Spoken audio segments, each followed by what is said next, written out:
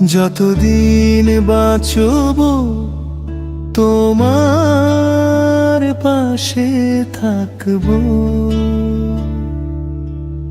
জীবন মানেই তুমি। Hello, excuse me, জি বলেন।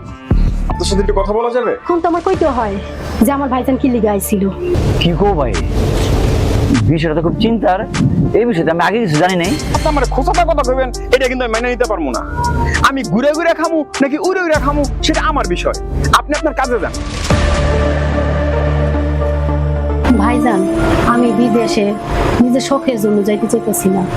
আমি এই সংসারটারে ধরে রাখার জন্যই বিদেশে যাইতে চাইতেছি। বাবা, এই 100 টাকা এটা দিয়ে তো একটা ওষুধ আসবে না বাবা। এই কথাটাই তো তোমার বোঝানোর চেষ্টা করতেছিলাম যে বিদেশ যাওয়া মানে সংসার ভাঙা না, সংসারকে বাঁচায় রাখার চেষ্টা। কিরে মামা, তার মাথা গরম কে? কি হইছে? কে কিছু কইছে?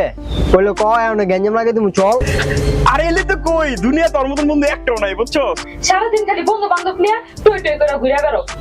এখন তো পুরান কথা বাদ দিয়ে দিবা। শুনলাম ভাবি নাকি বিদেশ যেতেছে। তুই আমার তো টাকা নিস, যখন যা লাগে তুই পরে আমারে দিয়ে দিস।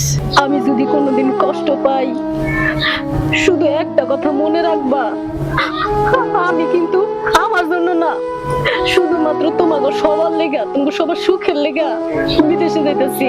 অনেক দেখছি, আমি অনেক সহ্য করছি, নিজের কষ্টের বুকে পাথর বানাইয়া আমি চলছি এই বোনটা আর এই বাচ্চাটা দিকে তাকাইয়া। আমি আর সহ্য করব না।